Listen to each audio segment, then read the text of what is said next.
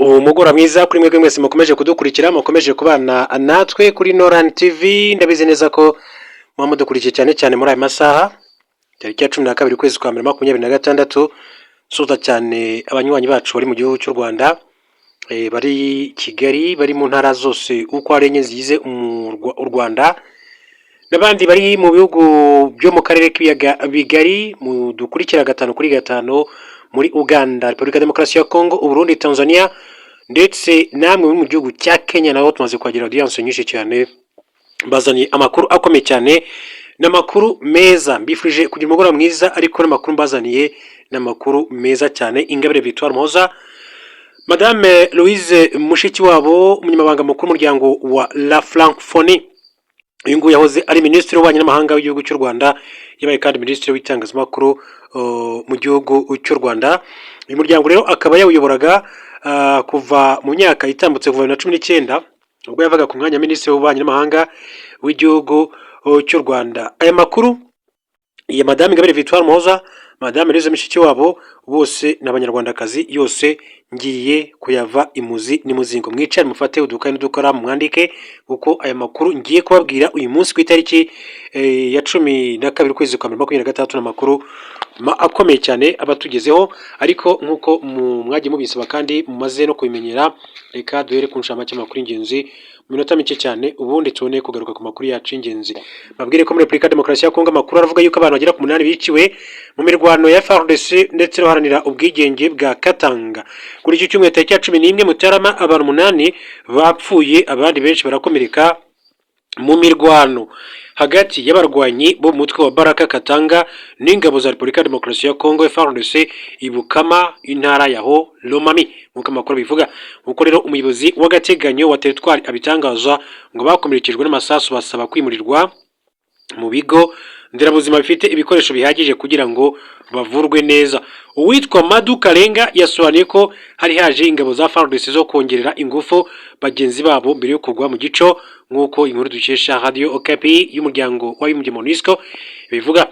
Bisobanuye agira ati twari dutegereje ko babaha icyubahiro ariko mu buryo butunguranye twumvise urusaku rw'amasasu ndetse natwe abayobozi ntitwari tuzi ibyo ari byo. Twaganirira abayobozi babo batumenyesha ko bagabweho igitero n'abantu bavuga ko ari Bakata Katanga. Habaye kandi imirwano ikomeye bituma hapfa abarwanyi 6 ba Bakata Katanga n'abasivili 2 bishwe n'amasasu yazimiye. Umuyobozi bwa gisivili kandi bwagaragaje kandi ko abandi bantu 8 bakomeretse bamaze kwinjira mu bitaro. Madu Karenga yongeye kandi gusaba leta z'intara ndetse n'igihugu gutanga ubufasha kubakomeretse mu buryo bwihutirwa. Ahangaha rero mu burasirazuba bwa Repubulika Demokarasi ya Kongo harimo makuru kandi ava muri iki gihugu akavuga ko witwa Perezida Felix Tshisekedi ategereje kwa Fore Nyasibe. Akaba rero amakuru avuga yuko Perezida wa Repubulika Demokarasi ya Kongo Felix Antoine Tshisekedi ategerejwe i Lomé muri Togo, aho kuri uyu wa mbere ari bugirire uruzinduko rukurikira ebyiri Tshisekedi yagiriye Rwanda muri Angola mu cyumweru gishize, aho yahuriye akanagirana kandi ibiganiro na Perezida Joao Lourenço Gonçalves muri iki gihe uyoboye umuryango wa Afurika yunze ubumwe African Union. Byitezwe ko uruzinduko rwo kuri wa mbere kandi rusiga Perezida wa Kongo Kinshasa abonanye akanagirana ibiganiro na Perezida Faure Nyasibe wa Togo nkuko amakuru abivuga. Perezida Faure Nyasibe isuzima amaze umwaka yarahawe kandi na AU inshingano zo kuba muhuza mu bibazo bya politike bikiri hagati ya Repubulika Demokarasi ya Kongo n'u Rwanda n'inshingano yasimbuye Joao Lourenço. Kugeza ubu haramenyekana neza ikigenza Perezida Felix Ilome no kuvuga mu mukuru w'igihugu cya Togo. Icyakuri mugabo ari bugenderere Togo nyuma y'iminsi mike asabye Angola kumuhuriza mu biganiro n'abantu batandukanye barimo n'abatavuga n'ubutegetsi barimo n'umutwe wa M23. N'ubusabe Rwanda yemeye ndetse amakuru avuga ko yamaze kohereza Kinshasa intumwa zo gutangira kuganiriza nabo Perezida Felix Tshisekedi yifuza ko bagirana ibiganiro. Mu gihe Joao Lourenço yamaze kandi gutumira M23 muri ibyo biganiro ku cyumweru no kuvuga tariki ya 12 Mutarama. Corneille Nangaa usanzwe umuhuzabikorwa wa ririya huriro yandikiye Perezida Angola amusobanuza iby'ibyo biganiro. Corneille Nangaa yagaragaje ko Perezida Felix Tshisekedi akomeza gukina muzunga, bityo bikaba kandi biteye impungenge kuba haje igitekerezo cy'ibiganiro bishya bishobora kuba ari we ubigiramo ijambo, akaba yabagamije kandi kubeshya abantu bose bireba kuko ngo biri mu kamenyero ke igihe abonye ko inzira yari yatangiye itamunyuze. Yunzemo ati byaba byiza rero tumenye niba ubuhuza bwa Qatar busabwa guhuzwa n'ibi biganiro bishya, byaba ariko bimeze bikazitwa gute kandi bikagira uruhe ruhare turebye ibiganiro byari bisanzwe bihari. Rero nk'uko Corneille Nangaa umuhuzabikorwa mukuru wa AFC M23 yakomeje kugira bivuga. Duce mu gihugu cy'u Burundi mbere gato yuko tujya kuri Madame Ingabire Victoire Muhoza ndetse na Madame Louise Mushikiwabo, babwire ko muri Cibitoke abasirikare barashe umuturage wari ugiye mu murima we. Umuhinzi w'imyaka 56 yarashwe n'abasirikare b'Abarundi ubwo yajyaga mu murima we w'umuceri uri ku ruzi rwa Rusizi rutandukanya Repubulika Demokarasi ya Kongo n'u Burundi muri komine ya Cibitoke intara Bujumbura murengerazuba bw'u Burundi. Aya mahano kandi yabaye kuwa gatandatu tariki ya 10 Mutarama ahagana mu masaha 12 z'umugoroba. Nyuma y'umunsi umwe hatanzwe amabwiriza abuza uburyo ubwo aribwo bwose kandi bwo kugera ku mupaka w'u Burundi na Repubulika Demokarasi ya Kongo. Ibi byabereye mu gace ka Rugombo muri komine ya Cibitoke intara ya Bujumbura hafi y'ikigo cya gisirikare cya Mpalambo. Amakuru kandi yakusanyirijwe aho byabereye avuga ko uwishwe umuturage w'imyaka 53 utuye mu gace ka Mpalambo yari arimo kujya mu murima we w'umuceri uherereye ku nkombe z'uruzi rwa Rusizi. Yaraherekejwe n'undi mugabo wari waje kumufasha guhinga umurima w'umuceri nk'uko inkuru dukesha SOS Media Burundi ikomeza kubivuga. Agana saa 12 z'umugoroba abagabo bombi ngo bahuye n'irondo rya gisirikare rigenzura umupaka w'u Burundi na Repubulika Demokarasi ya Kongo. Nkora kavuga ko abasirikare babategetse guhagarara kubera ubwoba. Nyir'umurima agerageza no guhunga, abasirikare bahise barasa bamukubita amasasu menshi harimo 5 yamufashe mu mugongo n'andi mu rubavu yahise apfa. Umugabo rero waruherekeje uwishwe yahise yafashwe n'abasirikare hanyuma rero ahatirwa kwerekana aho bari baturutse. Abaturage babo bahurije hamwe bavuga ko wahotewe nta kindi yaragamije uretse kugera mu murima we, ntabwo yari yitwaje imbunda cyangwa se ngo agire uruhare mu gikorwa icyo ari cyo cyose kitemewe n'amategeko. Ikaze muri amakuru yacu. Reka mbere ko tujya kuri Madame Ingabire Victoire Muhoza duhere kuri Madame Louise Mushikiwabo. Uyu nguyu Madame Louise Mushikiwabo muramuzi. Perezida Paul Kagame yafashe icyemezo cyo kongera gutanga Madame Louise Mushikiwabo nk'umukandida ku mwanya w'umunyamabanga mukuru w'umuryango wa OIF uhuza ibihugu bikoresha igifaransa.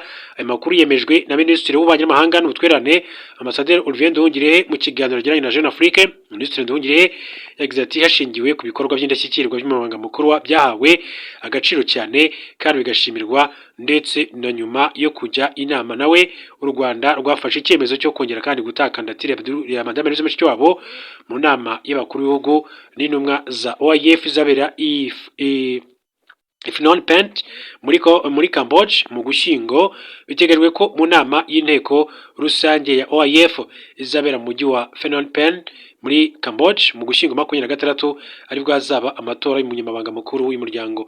Mu kiganiro yagiranye n'abanyamakuru wa 20 Gushyingo 25 ubwo hasozwaga inama ya 46 ya Minisitiri w'Ububanyi n'Amahanga b'ibihugu bya OIF yabereye i Kigali, Madame Louise Mushikiwabo yari yavuze ko yashimishijwe nuko ari ibihugu byinshi cyane b'inyamuryango byamusabye gukomeza muri izo nshingano, ndetse mwizeza ko bizashyigikira kandidatire ye. Ati muri urwo rwego rero nasabwe n'ibihugu byinshi bivuga ko bishaka gushyigikira kandidatire yanjye.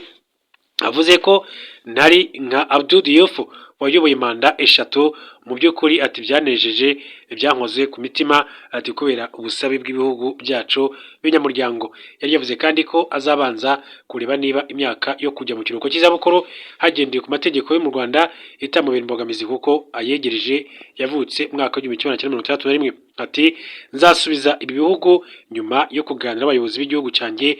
Manda ya kabiri ya Madame Louise Mushikiwabo yatangiye kandi mu Gushyingo 22 bivuze ko agiye guhatanira manda ya gatatu. Natorwa Mushikiwabo ashobora gukuraho agahigo ka Abdou Diouf muri Senegal wabaye umunyamabanga mukuru wa OIF kuva mu 2023 kugeza na 14. Mushikiwabo yaba Minisitiri w'Ububanyi n'Amahanga n'Ubutwererane w'u Rwanda kuva mu 9 kugeza mu Kwakira 18 n'umunyamabanga kandi mukuru wa OIF kuva muri Mutarama 2019. Kaze ku makuru yacu kandi kuri Madame Ingabire Victoire Muhoza. Uyu ni umunyapolitike utavuga rumwe n'ubutegetsi bw'igihugu cy'u Rwanda, akaba rero afite ishyaka ritavuga n'ubutegetsi yitwa Dalpha Umurinzi ritemewe n'amategeko mu gihugu cy'u Rwanda, akaba afungiye muri gereza nkuru ya Nyarugenge iherereye mu murenge wa Mageragere. Umwaka ushize mu mpera zawo nibwo Madame Ingabire Victoire Muhoza, ni ukuvuga ko yari yamaze kwihana inteko y'abacamanza bagomba kumuranisha. Yavugaga yuko mu by'ukuri iyo nteko niyo yasabye ko yakorwaho iperereza, we akavuga ko mbonize abona ko iyo nteko y'abacamanza yamaze gufata uruhande atayitegaho ubutabera bufatika. Icyo nabwira y'amakuru kigezweho ngo nka breaking ni uko Madame Ingabire Victoire Muhoza agiye kongera gusubira imbere y'urukiko hamwe n'abandi bacamanza, cyangwa se akazamenyekana umwanzuro afashwe niba abacamanza bagomba kumuburanisha cyangwa se niba agomba guhabwa abandi bacamanza bagomba kuzaburanisha urubanza rwe mu ntangiriro z'umwaka wa 2025. Reka babwire ko mu makuru aravuga yuko umuvugizi wa Minisiteri y'Ububanyi n'Amahanga y'Uburusiya Maria Zakharova yamaganye amagambo yavuzwe na Minisitiri w'Ingabo w'Ubwongereza John Healey, wavuze ko ahawe amahirwe yashimuta Perezida Vladimir Putin mu mpera z'icyumweru gishize. Minisitiri Healey ubwo yari mu ruzinduko muri Ukraine yabwiye ikinyamakuru Kiev Independent ko abonye amahirwe yo gushimuta umuyobozi runaka ku isi yashimuta Perezida Vladimir Putin. John Healey yavuze ko yashyira Putin mu maboko y'ubutabera kugira ngo asobanure ibyo yise ibyaha by'intambara, cyane cyane gushimuta abana b'abanya-Ukraine, nubwo Burusiya bubihakana bwivuye inyuma. Mu kiganiro yagiranye na TV Center kwa 11 Mutarama 2026, Zakharova yamaganye ayo magambo ya John Healey, avuga ko ari ibinyoma by'Abongereza bahora batekereza nabi. Ayo magambo ya John Healey aje nyuma y'uko Leta Zunze Ubumwe za Amerika kandi igabye igitero kidasanzwe muri Venezuela igafata Perezida Nicolas Maduro hamwe n'umugore we, ndetse bajyanwe i New York kugira ngo bakurikiranwe ku byaha by'iterabwoba rishingiye ku bucuruzi bw'ibiyobyabwenge. Moscow yamaganye icyo gikorwa. Muri 2023 nabwo kandi hasohotse impapuro zo gufata Perezida Vladimir Putin zitanzwe n'urukiko mpuzamahanga mpanabyaha ICC ku birego byo kwimura abana b'abanya-Ukraine mu buryo bunyuranyije n'amategeko. Ubwongereza n'umunyamuryango w'urwo rukiko bivuze ko bushobora kandi kubahiriza izo mpapuro mu gihe Putin yakandagira ku butaka bwabwo. Uburusiya kandi bwatesha agaciro izo mpapuro buvuga ko nta shingiro zifite, na cyane ko ubutabarizwa muri ICC, nk'uko amakuru atugera akomeza kugenda abishinzwe kwitabira imyigaragambyo rusange ku wa mbere igamije kwamagana ibikorwa by'iterabwoba biyobowe na Leta Zunze Ubumwe za Amerika ndetse na Israel. Trump aherutse kandi kubwira abanyamakuru ko ateganya kuganira n'abajyanama be bakuru kwa kabiri bagasuzuma amahitamo akwiriye gufatwa ku kibazo cya Iran. Ikinyamakuru The Wall Street Journal cyari cyatangaje ko ayo mahitamo ashobora kuba akubiyemo kugaba ibitero bya gisirikare, ibitero by'ikoranabuhanga, kongera ibihano kuri Iran no gutanga ubufasha bwo kuri internet batavuga rumwe n'ubutegetsi bwa Iran. Nubwo bimeze bityo, internet muri Iran kandi yakuweho kuva kwa kane mu rwego rwo gucubya imyigaragambyo. Ku cyumweru Donald Trump yavuze ko azaganira na Elon Musk ku bijyanye no gusubiza internet muri Iran hifashishijwe serivisi za satellite ya Starlink. Iran irutse kandi kuvuga ko Amerika yigabaho ibitero izimurira kuri Israel, nubwo abayobozi ba Iran kandi babashije guhangana n'imyigaragambyo yabaye imbere. Iyi ya vuba yabaye mu gihe Tehran yari ikiri kwivana mu ngaruka z'intambara y'umwaka ushize, ubwo benshi mu bayobozi bayo bicwaga n'ibitero bya Amerika na Israel. Izi mvururu zo muri Iran zibaye mu gihe Donald Trump kandi ari kwerekana imbaraga za Leta Zunze Ubumwe za Amerika ku rwego mpuzamahanga, aho yakuye ku butegetsi Perezida wa Venezuela Nicolas Maduro. Ubu amaso akaba ahanze ku tundi duce nka Greenland. Perezida wa Iran Masoud Pezeshkian yavuze ko Israel na Leta Zunze Ubumwe za Amerika aribo bayoboye gahunda yo guhungabanya igihugu, ko abanzi ba Iran kandi bakora ibikorwa by'iterabwoba bagatwika imisigiti, bagatera za banki n'imitungo y'abaturage, nk'uko amakuru akomeza kugenda abishimangira. Hanyuma babwire ko Minisitiri w'Ububanyi n'Amahanga wa Hongria yitwa Peter Sijarito akaba yavuze ko Ubwongereza n'Ubufaransa bishobora gukururira ibihugu byo mu Burayi intambara ikomeye cyane n'Uburusiya kubera gahunda yabyo yo kohereza abasirikare muri Ukraine. Minisitiri w'Intebe w'Ubwongereza Keir Starmer ndetse na Perezida w'Ubufaransa Emmanuel Macron baherutse gusinya amasezerano y'ubufatanye no kohereza ingabo no gushyiraho ibigo bya gisirikare muri Ukraine mu gihe amasezerano y'amahoro kandi y'Uburusiya yaba agezweho. Minisitiri w'Ingabo w'Ubwongereza witwa John Healey, nyuma yaho mu ruzinduko yagiriye Kiev no kuva muri Ukraine, yavuze ko igihugu cye kizakoresha miliyoni 770 z'amadolari y'Amerika mu gutera izo ngabo inkunga. Amerika yamaganye igikorwa cyo kohereza abasirikare bayo muri Ukraine. Hongiriya yakomeje kandi kwanga gushyigikira intambara hagati ya Ukraine ndetse n'Uburusiya, isaba European Union no kuvuga umuryango umwe w'Uburayi n'Ubwongereza gushyira imbaraga mu biganiro bya diplomasi. Nyuma yo kubona ko Ubwongereza n'Ubufaransa bitabikozwa, Minisitiri w'Ububanyi n'Amahanga wa Hongiriya yitwa Peter Szijjarto uko nabivuze hejuru, yavuze ko bishaka gukururira Uburayi ibibazo akaga. Ati intambara iri gutuma abayobozi bo mu Burayi bashyira Hongiriya mu kaga gakomeye. Itangazo ryasohotse i Paris no kuvuga mu Faransa ryerekana icyemezo cy'ibihugu bibiri cyo kohereza abasirikare muri Ukraine. Mu by'ukuri ibi bisobanuye ko ibi bihugu by'Uburayi bitangije intambara. Intego yabo, reka tubivuge neza, ni ugushyira Uburayi bwose mu muriro. Szijjarto yavuze ko EU cyangwa se European Union ibona Minisitiri w'Intebe wa Hongiriya Viktor Orban nk'inzitizi ku migambi yayo, kandi ko ishaka kumusimbuza umuyobozi ushyigikiye Ukraine mu matora y'abadepite ateganyijwe mu kwezi kwa kane uyu mwaka. Nidutsinda amatora tuzakomeza kutivanga mu ntambara. Nidutsindwa, ubwo gahunda ya Brussels Kiev izashyirwa mu bikorwa. Umuvugizi wa Minisiteri y'Ububanyi n'Amahanga y'Uburusiya Maria Zakharova akaba yaburiye ko ingabo zose z'amahanga zajya muri Ukraine ko byafatwa nk'uburyo bwo guhungabanya umutekano wabwo, nk'uko ayo makuru akomeza kugenda abishimangira.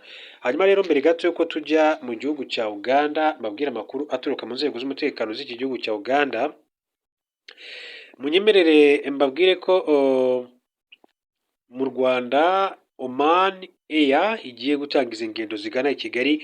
Sosiyete ikora ubwikorezi bwo mu kirere ya Oman Air igiye gutanga izi ngendo zidahagaze zerekeza i Kigali nk'intambwe ikomeye cyane yo guhuza icyo gihugu ndetse n'umugabane wa Afurika. Amakuru y'uru rugendo yatangajwe mu gihe Minisitiri w'Ububanyi n'Amahanga Ambasaderi Vianney Nduhungirehe, Umunyamabanga wa Leta ushinzwe ibikorwa remezo Uwihanganye Jean de Dieu na Minisitiri w'Imari n'Igenamigambi Yusufu Murangwa n'umuyobozi mukuru wungirije w'urwego rw'igihugu rushinzwe iterambere RDB Rwanda Development Board Juliana Muganza bakirirwaga na Minisitiri w'Ubwikorezi, Itumanaho n'Ikoranabuhanga muri Oman yitwa Engineer Said bin Hamoud Al Mawal.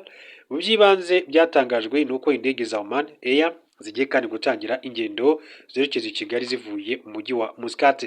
Urugendo rwa Muscat Kigali rwitezweho kandi gufasha mu kwagura imikoranire n'imigenderanire hagati y'u Rwanda na Oman ikomeje kwaguka cyane ugereranyije n'ibindi bihugu byo mu karere ka Afurika y'Iburasirazuba, by'umwihariko mu nzego zirimo ubukerarugendo, cyane cyane ubushingiye ku nama ndetse n'imurika bikorwa.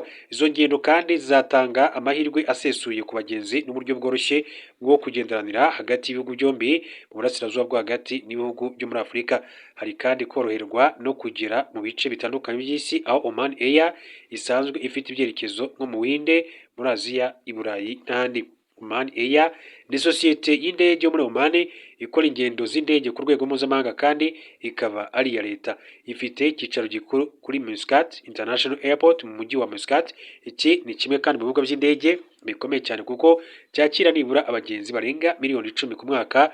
Ubwo muri 2025 mibare yerekanye ko Muscat International Airport yakira abagenzi basaga miliyoni 10,800 kugeza mu mpera z'Ukwakira 2025. Oman Air kandi isanzwe ikora ingendo ku bihugu birenga 20 kandi ikagera mu byerekezo birenga 40 mu bice bitandukanye by'isi. Kuri ubu Oman Air ifite indege zirenga 30 zirimo Boeing 737, Boeing 787, Dreamliner ndetse n'izindi zikoreshwa mu ngendo zitandukanye. Ikaba inakomeje kandi gahunda yo kuzongera mu kunoza imitangire ya service. Minisitiri w'Ubwikorezi, Itumanaho n'Ikoranabuhanga muri Oman bin Hamoud Al Mawal yavuze ko gutangiza ingendo i Kigali biri muri gahunda ya guverinoma ya Oman yo kwihuza ku bihugu bitandukanye kandi korana mpuzamahanga mu korohereza ubucuruzi, ishoramari n'ubufatanye mu by'ubukungu. Yakomeje agaragaza ko ubwikorezi bwo mu kirere bugira uruhare rukomeye mu guteza imbere imikoranire n'umubano w'ibihugu, kandi ko icyerekezo gishya cyatangijwe kizafasha mu gushimangira umubano hagati y'u Rwanda na Oman. Yanagaragaje ko bizatuma kandi Oman ifatwa nk'intangarugero ujyanye n'ingendo zo mu kirere mu karere ka Afurika y'Uburasirazuba, cyane ko isanzwe ifite n'indege zageraga muri Tanzania. Ambasaderi Uwihanganye Jean de Dieu yasobanuye ko u Rwanda kandi rufite icyerekezo cyo koroshya ingendo mu gufasha iterambere n'imikoranire myiza n'ibindi bihugu ndetse no gutuma Kigali iba igicumbi cy'ingendo mpuzamahanga, ubukungu n'imibereho myiza. Yavuze ko ingendo za Oman Air hagati y'umujyi wa Muscat na Kigali zizateza imbere imikoranire y'impande zombi mu nzego zitandukanye. Umuyobozi mukuru wa Oman Air witwa Confiatus yavuze ko iyo sosiyete ikomeje kandi kwagura ibikorwa byayo yihuza ibyerekezo bitandukanye hirya no hino ku isi, aho ibona ko hakenewe serivisi z'ingendo n'ahari icyerekezo kandi gihamye cy'iterambere. Ku gutanga izi ngendo zidahagarara kandi zerekeza i Kigali, yavuze ko bigamije gufasha ibihugu byombi guteza imbere imikoranire by'umwihariko mu bukerarugendo. Yavuze kandi ko bizafasha guhuza ibihugu byo muri Afurika n'ibindi bice by'isi binyuze mu bwikorezi bwo mu kirere. Ku ruhande rw'umuyobozi w'ikigo gishinzwe ibibuga by'indege muri Oman, Ahmed Said Al Amri, yavuze ko gutangiza izo ngendo bizagira uruhare rukomeye cyane by'umwihariko mu gukoresha ikibuga mpuzamahanga cy'indege cya Muscat, kikanagira uruhare rukomeye cyane mu isoko mpuzamahanga. Muri gahunda ya Oman Air yo kwagura ibyerekezo indege zayo kandi ziganamo, ibiherutse gutangazwa n'ibyo mu mijyi nka Amsterdam na Copenhagen mu Burayi, Baghdad na Taif ndetse na Far East mu burasirazuba bwo hagati, ndetse biteganyijwe ko izatangiza n'ingendo zerekeza muri Singapore ndetse no muri Nyakanga muri 2026. Biteganyijwe ko Oman Air izatangiza ingendo zayo Kigali muri Kamena 2026 mu Rwanda na Oman, kandi bisanganywe imikoranire n'umubano mwiza mu myaka irenga 28 ishize n'ubufatanye mu nzego zirimo ubucuruzi, nk'uko amakuru akomeza kubishimangira. Ikaze muri amakuru yacu mu gihugu cya Uganda. Amakuru aturuka mu gihugu cya Uganda mu gihe kandi hateganyijwe amatora ku itariki ya 15, ndumva ari ku munsi wo kuwa kane. Amakuru aravuga yuko amatora ati yahumuye, umutekano wakajijwe i Kampala, no kuvuga mu murwa mukuru w'igihugu cya Uganda. Umuyobozi w'agateganyo w'ingabo za Uganda UPDF Colonel Chris Magezi, umuvugizi w'agateganyo w'ingabo za Uganda, yemeje ko umutekano watangiye kandi gukazwa mu murwa mukuru Kampala, ariko amara abaturage impungenge ko badakwiye kubigiraho ikibazo kongera kugaragara kw'ingabo za UPDF kandi ku mihanda. Bibaye mu gihe Uganda yitegura amatora y'umukuru w'igihugu n'abadepite ateganyijwe mu wa kane tariki ya 15 Mutarama 2026. Mbere yayo UPDF kandi yakajije umutekano muri uyu mujyi nk'uburyo bwo gukomeza kubungabunga ituze rya rubanda. Colonel Chris Magezi yemeje ko gucunga umutekano byongerewe, agira ati patrouille yazatangiye mu murwa mukuru, ariko nta mpamvu yo kugira impungenge. Umutungo wa leta n'uwabikorera uzakomeza kandi kurindwa uko bishoboka kose. Yavuze ko n'ibyaha ati bishobora kuba muri ibi bihe bizitabwaho hisunzwe icyo amategeko ya Uganda ateganya. Yavuze ko ku bufatanye na polisi izi ngabo zashyizwe ahantu hatandukanye mu rwego rwo kubungabunga ituze n'umutekano w'abaturage no kugira ngo umutekano ube wizewe mu bihe by'amatora nk'uko yagiye abivuga. Yongeye kandi gushimangira ko inzego z'umutekano zifite intego yo kubahiriza amategeko mu gihe kandi zikumira ibikorwa by'urugomo, iby'iterabwoba n'ibindi byakorwa n'abanyapolitike cyangwa se badashyigikiye ibindi byaha. Ati ntidufata ibikorwa by'urugomo byakorwa n'abanyapolitike bamwe n'abadashyigikiye ibintu byoroheje. Ati iminsi yo kuwa 15 na 16 Mutarama 2026 muri Uganda izaba ari ikiruhuko rusange kugira ngo abaturage bose babone amahirwe yo kwitabira amatora. Komisiyo y'amatora muri Uganda yagaragaje ko imyiteguro igeze kure ndetse irimo kohereza ibikoresho byifashishwa mu matora mu gihugu hose mbere y'umunsi w'itora, nk'uko amakuru akomeza kuyabivuga. Tukiri kandi kuri aya matora mu gihugu cya Uganda, babwire ko intumwa ziturutse mu muryango wa Afurika yunze ubumwe African Union, isoko rusange ry'ibihugu byo mu burasirazuba n'amajyepfo ya Afurika COMESA n'umuryango uharanira iterambere IGAD yageze muri Uganda kugenzura amatora ya perezida n'abadepite ateganyijwe ku wa 15 Mutarama 2026. Itangazo ryashyizwe hanze kuri wa 11 Mutarama 2026 rivuga ko izi ntumwa zagiye muri Uganda ku butumire bw'iki gihugu na komisiyo y'amatora. Ni intumwa ziyobowe na Goodluck Jonathan wahoze ari perezida wa Nigeria, Ambasaderi Shamsuddin Ahmed Lobo wo mu nama ya COMESA, ndetse na Abebe Murune Beyene wo muri IGAD. Itangazo ryagaragaje ko izi ntumwa zigizwe n'indorerezi 84 z'igihe gito, harimo izihagarariye ibihugu muri African Union, sosiyete sivile, itangazamakuru n'imiryango y'urubyiruko n'ibindi. Hanyuma itangazo rigira riti indorerezi zaturutse mu nzego zitandukanye kugira ngo zifashe mu gikorwa cy'amatora. Izi ndorerezi kandi zaturutse mu bihugu birimo u Rwanda,